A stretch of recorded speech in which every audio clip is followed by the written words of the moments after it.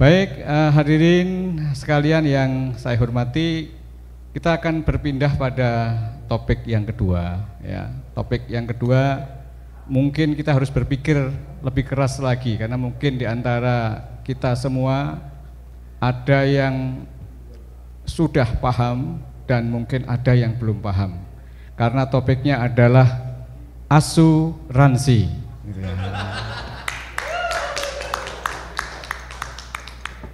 Nah, asuransi ini kalau kita lacak dalam sejarah, ini sudah muncul pada zaman Romawi, ya. Muncul di Yunani pada tahun 6000 sebelum Masehi. Berarti artinya sebelum Islam datang, sebelum Nabi Isa dilahirkan, ini asuransi sudah berjalan sampai gini. Nah, kemudian asuransi ini ternyata sekarang ini di Indonesia ini ada yang menjadi kebutuhan dan ada yang menjadi keharusan. Kalau menjadi keharusan berarti artinya keterpaksaan. Misalnya sebagai contoh, saya pinjam utang ke koperasi atau ke lembaga finance misalnya. Utangnya banyak, misalnya utangnya 100 juta atau 200 juta. Nah, pihak lembaga finance itu tidak mau kalau saya tidak ikut asuransi. Karena nanti akan repot manakala ketika saya belum lunas utangnya tiba-tiba saya mati, kan begitu. Nah, maka ada kewajiban untuk mengikuti asuransi. Karena yang akan menanggung nanti kalau seseorang yang utang piutang itu meninggal dunia, bukan ahli warisnya yang nanggung utangnya, tetapi pihak asuransi sebagai penanggung ini yang akan menggantikan atau menyelesaikan hutang-hutang yang dipinjam oleh yang utang tadi, ya, misalnya saya tadi gitu. Ini wajib, mungkin di Bank Nusamba juga disarankan atau diwajibkan begitu. Saya kira semua lembaga finance begitu, karena tidak mau repot ketika orang yang utang itu nanti meninggal dunia. Karena istrinya, anaknya, saudaranya, simbahnya, bapaknya suruh nanggung utang itu nggak mau, itu akan merepotkan. Maka mau tidak mau harus wajib mengikuti asuransi. Berarti orang yang mengikut asuransi yang demikian ini kan berarti kan terpaksa. Tetapi ada satu sisi lain lagi, asuransi itu menjadi kebutuhan oleh orang-orang kota, bahkan oleh orang-orang desa juga. Ya. Kaitannya misalnya ada pendidikan. Saya ingin menyekolahkan anak supaya nanti sampai perguruan tinggi, saya supaya ringan. Ketika anak saya lulus SD, saya dapat uang untuk memasukkan anak saya. Begitu juga SMP, SMA sampai ke perguruan tinggi. Namanya asuransi pendidikan. Ada juga asuransi yang lain, asuransi kebakaran misalnya. Orang-orang kaya punya pabrik, punya rumah mewah, juga diasuransikan. Ada lagi asuransi kesehatan. Nah, ini asuransi kesehatan yang mungkin ada BPJS juga begitu. Karena supaya kita itu nanti tidak repot ketika kita sakit atau yang ada keluarga yang terkena musibah, kita mengikuti asuransi ini. Nah, ini menarik untuk kita bincangkan kaitannya dengan pertanyaan yang telah saya rumuskan, ya.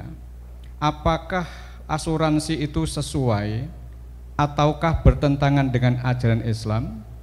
Mengingat asuransi sudah muncul di Romawi dan di Yunani pada 600 sebelum Masehi. Lalu yang kedua muncul permasalahan juga, bagaimana hukumnya bagi perusahaan jasa asuransi dan para nasabahnya. Ini akan kita bedah sama seperti tadi. Saya persilahkan kepada penanggap pertama untuk menyampaikan. Silahkan Pak Yai memperkenalkan diri supaya tahu namanya.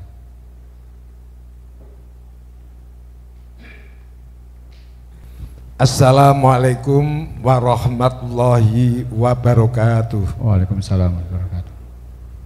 Saya perkenalkan, nama saya Usman Tahrir, asal kelahiran di Magelang.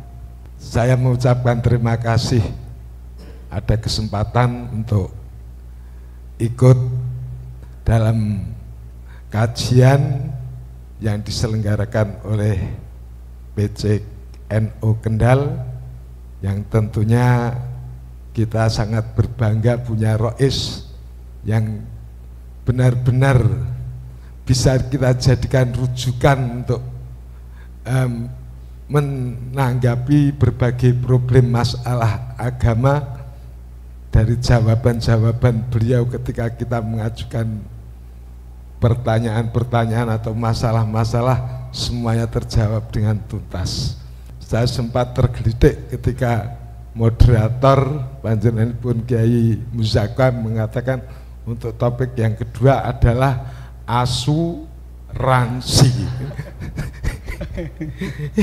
Ini akhirnya saya ingat dari dua kata itu, ransi ini yang kalau asunya mungkin sudah maklum semua. Ransi itu kalau dilihat dari kamusnya itu punya arti brilian atau cerdas. Berarti kalau asuransi, asu yang brilian atau yang cerdas begitu ya. Nah ini dari judul ini saja mungkin nanti juga akan timbul dua masalah. Artinya dua masalah, mungkin kalau niatnya bagus dengan briliannya, dengan kecerdasannya, akhirnya diperbolehkan. Itu kalau memang brilian dan cerdas, termasuk dalam berburu, ketika kita menggunakan asu yang sudah terpelajar, itu kan dari buruannya kan bisa halal. Tapi kalau asunya tidak terpelajar, ya akhirnya jadi haram. Maka dari hal ini saya akan menanggapi. Pertama saya akan mengarahkan tanggapan kaitan asuransi itu diperbolehkan dengan catatan selama bisa memenuhi aturan-aturan yang ada dalam fikih. Kalau tidak mengikuti aturan-aturan dalam fikih, berarti sebaliknya sesuai dengan judul asuransi. Demikian untuk tanggapan kami kembalikan. Assalamualaikum. Tepuk tangan. Nah, ini malah jadi komentar saya atau paparan saya di awal dikomentari. Ini bukan asuransi, tapi dari bahasa Inggrisnya insurance, kan gitu. Jadi bukan asu dan ransi, tapi ini insurance. Di sini ada yang namanya penanggung dan yang ditanggung. Ya, jadi kalau perusahaan asuransi itu biasanya menanggung. Kalau menanggung berarti ada kewajiban bagi yang tertanggung. Kalau yang tertanggung berarti harus membayar premi namanya. Nah, tapi tidak apa-apa, ini sebagai pemanasan, Yai Osman. Yang penting mengikuti fikih, ya, sepanjang mengikuti kaidah fikih, asuransi boleh-boleh saja. Tetapi ini baru mancing nih, kan belum jelas, semuanya saya yakin belum jelas ya. Maka saya beri kesempatan kepada penanggap yang kedua, silakan. Siapa? Oh, monggo, Yai, silakan. Assalamualaikum warahmatullahi wabarakatuh.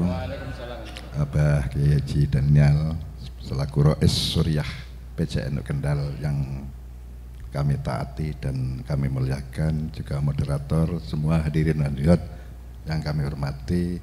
Pertama saya kenalkan diri, nama saya Keswanto.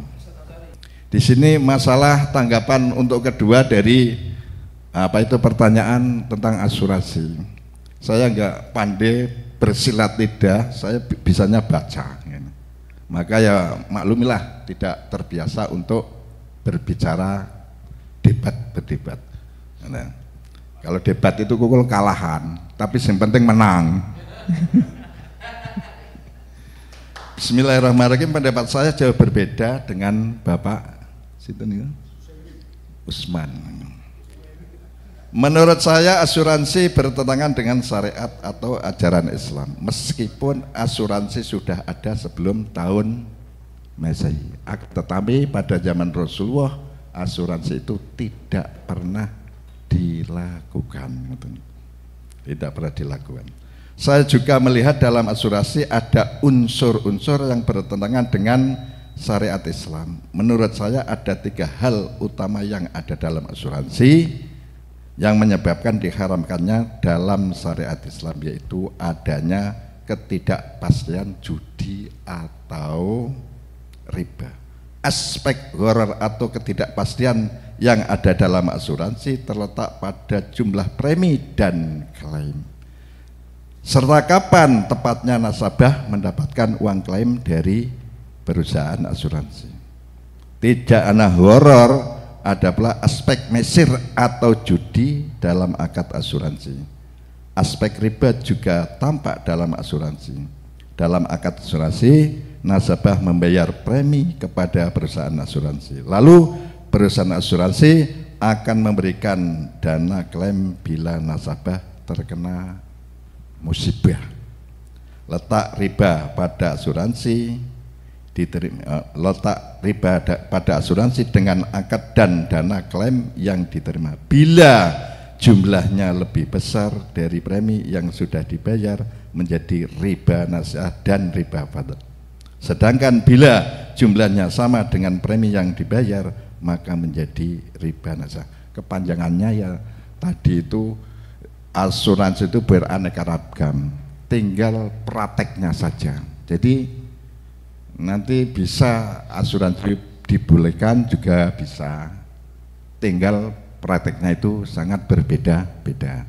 Hanya demikian tanggapan dari saya secara singkat, biar waktunya nanti bisa cukup sampai jam 12. Mungkin topik ketiga uman waktu atau tidak. Dari saya terima kasih. Assalamualaikum warahmatullahi wabarakatuh. Waalaikumsalam warahmatullahi wabarakatuh. Tepuk tangan. Nah, ini sudah kelihatan ada pandangan yang berbeda. Ini menarik juga ini ya. Yang satu sepanjang mengikuti kaidah fikih itu boleh. Tetapi yang kedua dari Yai Kiswanto, kalau saya menyaring itu arahnya ke tidak boleh, arahnya ke haram karena ada unsur gharar, ada unsur maisir, ada unsur riba. Nah ini kan ada riba, ada maisir, ada horornya. Nah ini kan berarti kan artinya ya IKIS ini tidak bisa menghalalkan asuransi, kan nggak bisa ini. Ini kan satu membolehkan, satu tidak membolehkan. Nah ini barangkali ada yang akan menanggapi yang ketiga ini. Oh silahkan. Ini kalau Pak Fatkur Rahman ini kan kebetulan kan sarjana hukum dan magister ekonomi, sehingga mungkin bisa memberikan apa namanya, tapi juga santri sehingga bisa diharapannya mendapatkan pencerahan juga. Silakan. Monggo. Assalamualaikum warahmatullahi wabarakatuh.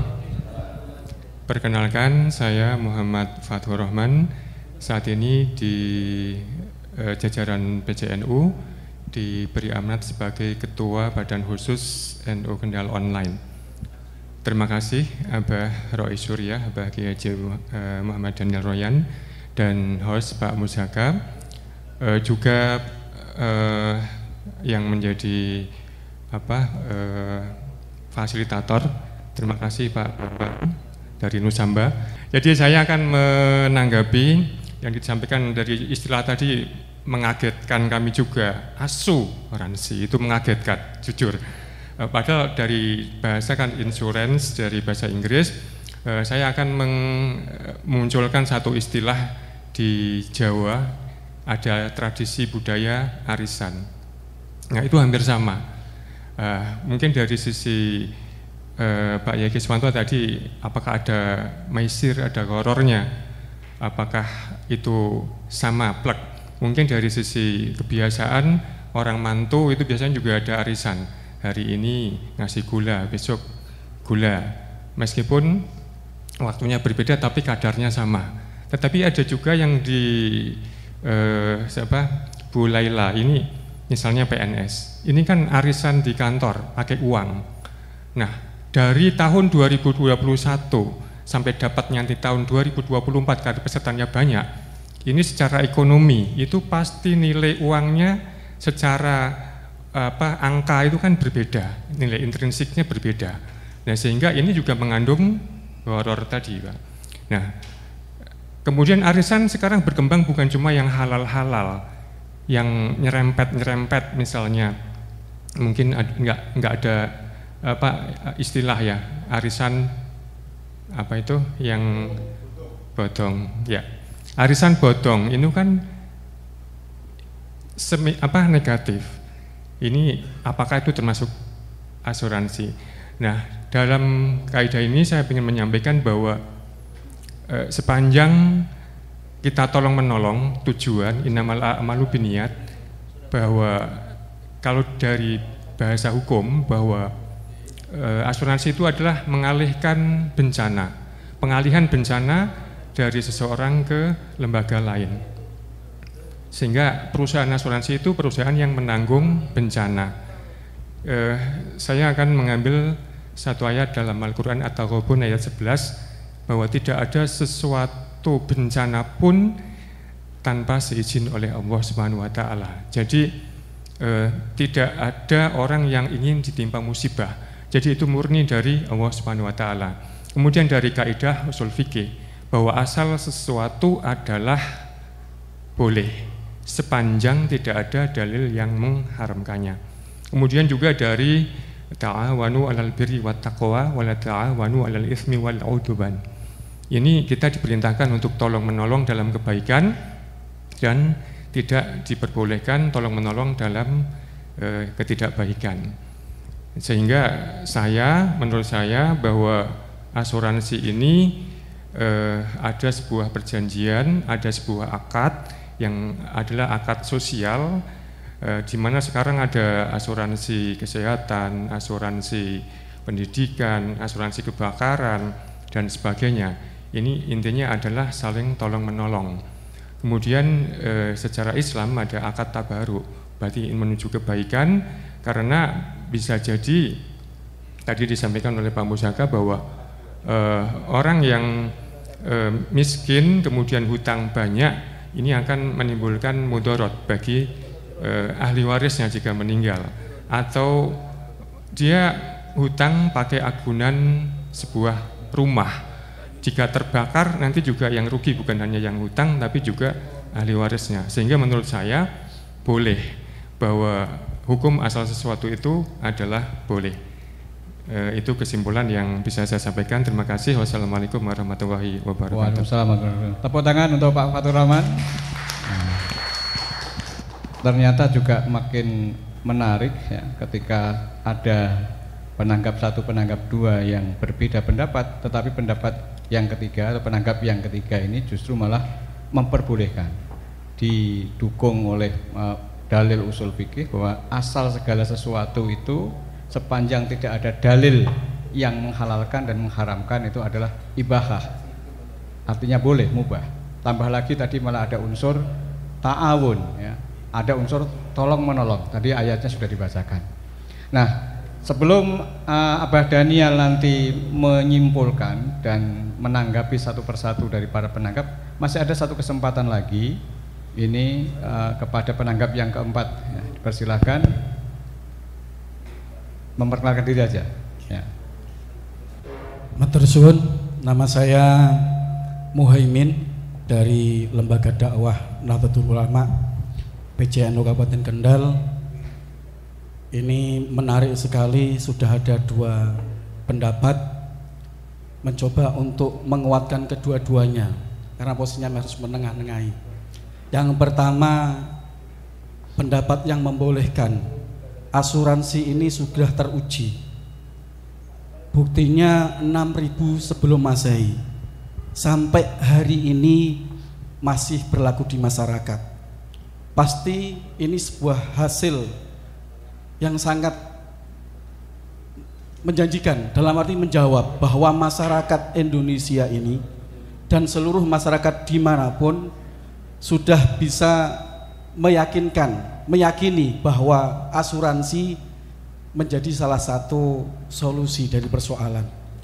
Tadi memang berasal dari ma asaba min musibatin illa biidnillah, jagani nek ono musibah terus di kemudian hari tidak mampu untuk bisa membayarnya, ada yang menanggung. Asuransi ini ada yang menanggung, penanggung yaitu dari asuransi sendiri, perusahaan asuransi, dan yang tertanggung bila mana nanti tidak mampu untuk membayarnya. Pengalaman pribadi alhamdulillah pernah ada hutang dan kemudian meninggal. Begitu meninggal tidak membayar. Selesai tanggung jawab untuk membayar hutang tersebut.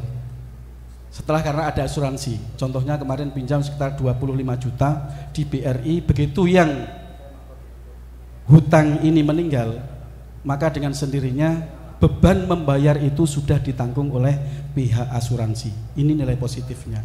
Tapi di situ juga ada tidak keseimbangan. Karena beliau hutang banyak, baru membayar berapa sekian tapi sudah selesai. Dan dari dari yang keluarganya tidak punya beban untuk membayar tanggungan tersebut. Ini nilai yang cukup baik, membantu memang. Tetapi perlu juga dilihat kembali dalam semua akad tadi, sistemnya dan seluruhnya yang ada dalam asuransi, silakan untuk dicek kembali. Pasti hati nurani kita juga bertanya ketika kita pinjam 25 juta seumpama, tapi kita belum membayar kok selesai. Apakah di situ ada baiknya? Nilai positifnya seperti apa? Yang berhutang kan merasa terkejar-kejar, tidak enak sebenarnya, tidak enak hati. Wong kita pinjam 25 juta, baru membayar 1 juta, kok sudah selesai tidak membayarnya. Ini juga menjadi sesuatu yang kurang pas dan kurang mengenakan bagi yang terbebani hutang tersebut. Mungkin yang ahli warisnya juga tidak enak.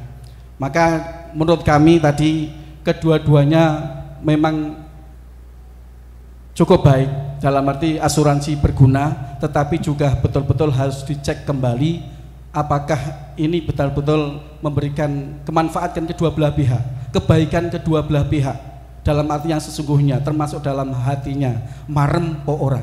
Itu saja, terima kasih. Wassalamualaikum warahmatullahi wabarakatuh. Waalaikumsalam warahmatullahi wabarakatuh. Tepuk tangan. Nah, saya kira untuk 4 penanggap ini cukup karena sudah ada yang bisa ditarik, nanti akan dijelaskan secara rinci oleh Abah Yai Daniel. Meskipun ada yang pertama mengatakan boleh, ya, yang kedua mengatakan tidak boleh karena ada unsur gharar, ada unsur maisir, ada unsur riba, ya. Kemudian yang ketiga mengatakan bahwa ini semacam arisan, ya. Kemudian ada unsur tolong menolong atau ta'awun, dan tidak ada dalil yang melarang tentang asuransi ini. Tapi yang keempat juga mempertegas lagi apa yang disampaikan oleh yang ketiga, tetapi masih ada PR yang ganjel. Misalnya utangnya 25 juta, baru ngangsur sekali meninggal dunia, maka kok lunas ini. Nah ini bagaimana kok lunas? Nah ini terus yang rugi siapa? Yang untung siapa? Nah ini kita akan mohon kepada narasumber kita, Abah Yai Daniel Royan, untuk bisa menjelaskan secara detail, ya, supaya jelas kedudukan asuransi itu, apakah di dalam fikih itu diperbolehkan atau tidak diperbolehkan. Silakan, Mbah. Assalamualaikum warahmatullahi wabarakatuh. Tidak bisa pembahasan itu langsung terjadi kesepakatan, pasti terjadilah ikhtilaf. Maka yang dibutuhkan dari Anda sekalian adalah sikap yang bijak menanggapi ikhtilaf. Itu kira-kira. Bapak-bapak dan ibu-ibu sekalian, yang benar asuransi itu bahasa Jawanya angsuran, insurance, ya. Apa bahasa Inggrisnya? Insurance berarti angsuran kan, angsuran, ora asu ora ya. Ini guyon ya. Jadi begini ya, para Kiai NU yang terlibat di dalam Bahsul Masail tingkat muktamar bersepakat asuransi itu haram. Boleh dicek di kitab Ahkamul Fuqaha. Seperti tadi yang dikutip oleh Pak Kiswanto. Ada 3 unsur di situ, gharar, maisir, dan riba. pihak perusahaan asuransi itu tidak punya niat ta'awun, tapi niatnya golek bardi, sehingga tidak bisa ayat wa ta'awanu 'alal birri wat taqwa didalilkan untuk memperbolehkan asuransi. Ya, kalau wa ta'awanu itu didalilkan untuk arisan boleh, karena hakikat atau definisi arisan dan asuransi sangat berbeda. Pihak-pihak yang terlibat di dalam asuransi itu berniat menolong. Perusahaan asuransi tidak berniat menolong, berniat mencari untung. Jadi sudahlah, kita ikuti saja bahwa asuransi itu nggak boleh, karena alasannya 3 tadi. Jadi ada perbedaan antara asuransi dan arisan, karena arisan itu bisa arisan kurban. Apa ada sih asuransi kurban? Jadi orang kampung mau beli sapi, ya orangnya 20, sapinya itu untuk 7 orang. 20 orang urunan, tapi nanti yang atas nama berkorban 7 orang digilir, nantinya dibuatkan lintingan itu. Nah itu arisan, itu bukan asuransi. Karena apa? Nggak ada pihak yang dirugikan, nggak ada unsur gharar. Unsur gharar itu adalah di mana kebijakan itu menguntungkan sepihak tapi merugikan pihak lain. PCNU dulu, saya ketika itu Khatib Surya, akan menjual kupon berhadiah. Saya larang, itu haram. Jadi kupon dihargai, dibeli harga 5.000. Nanti yang nomornya itu sesuai dengan yang dikocok bisa mendapat mio. Nah, dia hanya mengeluarkan uang 5.000 mendapat mio yang 12 juta waktu itu harganya. Sementara yang lain rugi, nggak dapat apa-apa. Nah, itu namanya gharar itu. Kemudian unsur ribanya apa? Unsur ribanya karena jumlah yang diberikan dengan yang diterima nggak sama. Maisir, ada unsur untung rugi. Jadi sudah sekarang ini sudah mikir tanggal 14 kita diora. Akhirnya kan wes merdukun dengan Kiai Yusur berang. Mbuh mandi apa ora, pokoknya sugesti ini mandi. Gitu. Jebule ora dadi kan gitu lah. Jadi ada maisir di situ. Gitu loh ya. Nah, kemudian ada juga hal yang mirip, bukan mirip, memang asuransi, tapi diperbolehkan, namanya BPJS. Gitu ya.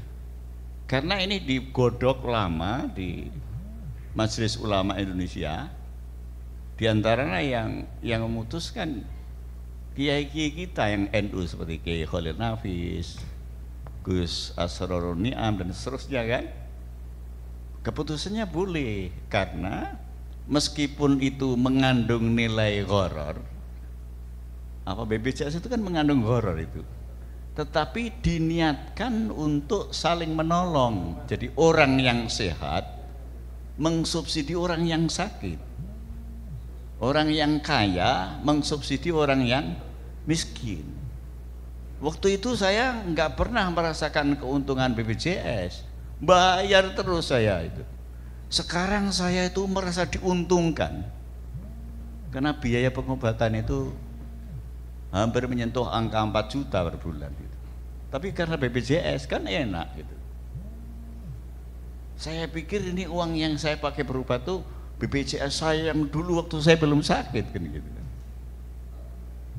Manfaatnya besar sekali ini.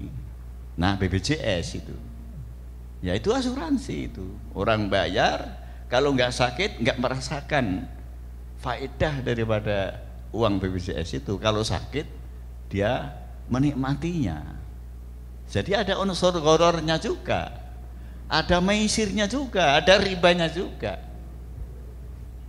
Tetapi ketika digodok oleh ulama bahwa ini adalah dimaksudkan untuk ta'awun, gitu ya.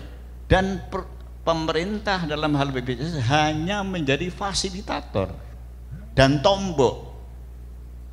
Ini yang harus difikirkan, background daripada pelaksanaan BPJS sebagaimana diterangkan oleh Menkeu Bu Sri Mulyani. Jadi APBN mengsubsidi dana BPJS. Karena kalau murni dari uang iuran nggak cukup itu. Saya hari Selasa itu ke Telogorejo, Masya Allah melihat orang sakit operasi semua itu berapa ratus juta itu. Nah, di sini subsidi ternyata. Nah, maka harus dipikir secara komprehensif, lengkap gitu. Tidak boleh sepotong-sepotong. Jangan begini loh, ini yang penting faedahnya. Enggak gitu. Dipikir secara lengkap, komprehensif itu. Jadi yang terjadi di BPJS itu ternyata ada subsidi dari, dan sekarang tipologi penganggaran sedunia itu pakai sistem subsidi. Siapa sih memulai sistem subsidi? Cina itu. Akhirnya Amerika juga dalam menyusun anggaran ada sistem subsidi. Ini program untuk orang miskin, ini untuk solar. Kalau harga aslinya 10.000 supaya terjangkau 5.500. Ada subsidi. Tetapi nanti yang untuk pesawat apa namanya itu dimahalkan. Jadi yang sana nyubsidi ke sini. Nah akhirnya BPJS itu meniru sistem subsidi. Maka kalau sampean masuk ke Indomaret, Alfamaret, membuat harga itu sistem subsidi silang gitu. Itu kira-kira ya. Insya Allah benar. Saya pernah mengikuti pelatihan kesasar tentang marketing. Saya bukan orang marketing, pelajaran 2 hari tentang marketing. Ya malah paham sih. Ono untungnya untuk paham sedikit. Pernah dulu. Hadirin hadirat rahimakumullah, kemudian yang kita bahas lebih tertuju kepada asuransi yang include.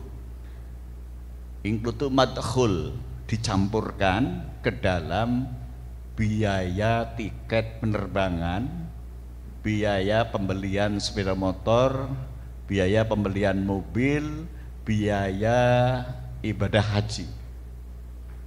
Gitu lah. Jadi di situ ada asuransi. Umpamanya tiket pesawat dari Semarang Jakarta seharga 1 juta, ada asuransinya 40.000. SIM juga ada 20.000. Ya, terus daftar haji ada ratusan ribu. Ada. Itu tidak boleh, tidak harus ada asuransi. Kalau saya dan sampean ngotot haram, enggak jadi haji. Itu loh yang kita maksud adalah, kalau ngotot enggak bisa naik pesawat. Kalau ngotot beli sepeda motor harus second. Tapi sebab kalau baru harus pakai apa namanya? Asuransi. Gitu loh. Hajinya itu wajib, asuransinya haram. Beli sepeda motor itu apa hukumnya? Hah? Nanti dulu. Punya sepeda motor itu kebutuhan primer apa sekunder? Hah?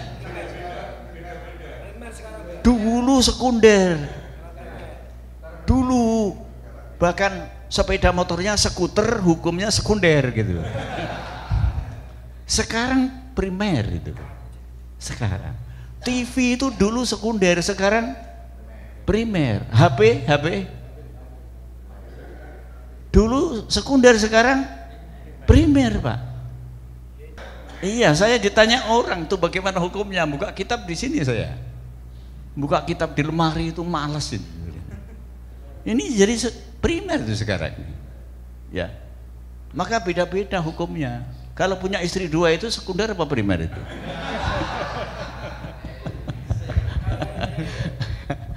Tergantung kebutuhan ya. Nah, maka harus ada namanya mawazin, timbangan. Ya. Haji itu wajib, asuransi itu haram. Enaknya apakah karena asuransi haram nggak usah pergi haji, atau pergi haji saja asuransi kita abaikan? Ini hukum ya, yang harus benturan dan sampean harus buat kesimpulan. Naudzubillah jangan terjadi umpama. Saya pakai naudzubillah.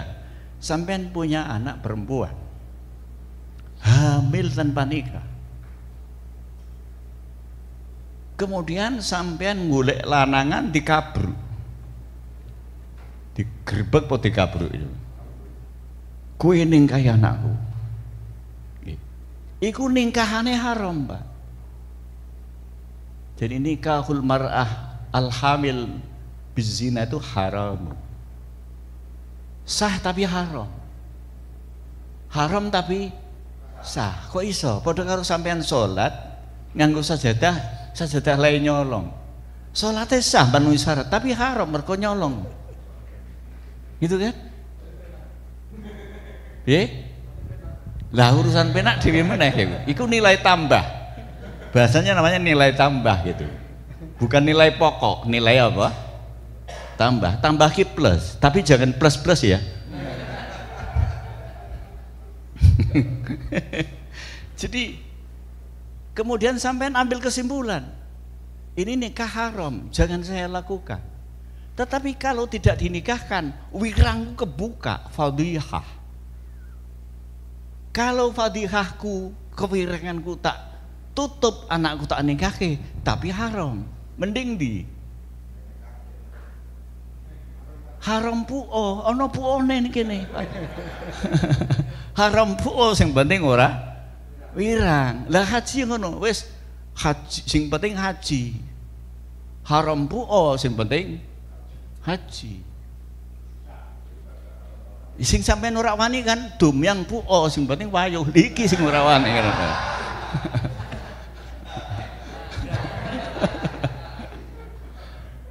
Maka kesimpulan hukumnya adalah berdasarkan tarjih bainal mutanaqidain, antara dua hal yang bertentangan, mana yang rojeh, mana yang marjuh. Yang rojeh hajinya, asuransi marjuh, maka kita ambil hajinya. Asuransinya alah rak apa lah, nggo ning Mekah ono istighfar. Kan gitu kan? Itu namanya halul muskilat, solusi terhadap problem solving, kira-kira gitu. Gitulah. Jadi ini jawaban yang mencarikan solusi, bukan malah menambah masalah gitu. Berarti asune wis kalah.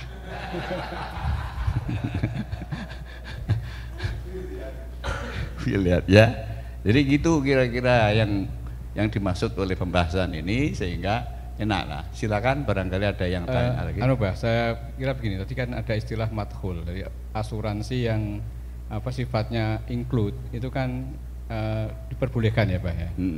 Nah, kalau misalnya kaitannya dengan utang piutang, mohon maaf, misalnya utang ke lembaga finance, ke bank atau apa, itu kan asuransinya itu include di dalamnya. Itu terus hukumnya apakah masuk kategori boleh apa tetap haram, Pak? Lah sama juga ditarjih kan.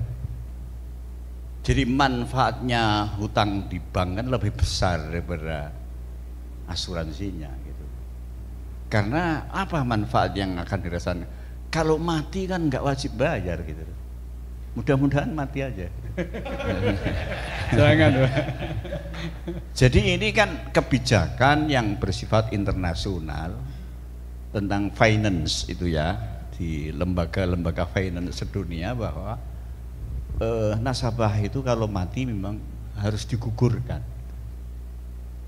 Nah ini ternyata ada pengawasnya namanya OJK kan, di bawah bimbingan BI, pemerintah lagi. Nah ketika yang menanggung terakhir itu adalah pemerintah, nanti ada sistem namanya akuisisi dan seterusnya, itu penyelamatan bank itu kan, itu berarti yang menjamin kan pemerintah. Ketika jaminan itu dilakukan oleh pemerintah terhadap rakyatnya, ya paslah. Tuh. Maka begini ya, tadi kan ada yang mengatakan asuransi boleh asal sesuai dengan hukum Islam. Nah, sistem tanggungan, sistem jaminan di dalam Islam sudah ada, namanya kafalah. Ada kafil, ada makful anhu gitu. Bukan asuransi, tapi kafalah gitu. Jadi ada di dalam fikih itu babul kafalah, tanggungan, jaminan gitu loh. Ya. Jadi dalil asalnya kan Nabi Yakub dimintai anak-anaknya agar Bunyamin diajak pergi. Nabi Yakub sudah menangis kehilangan Yusuf, kok sekarang Bunyamin mau diminta.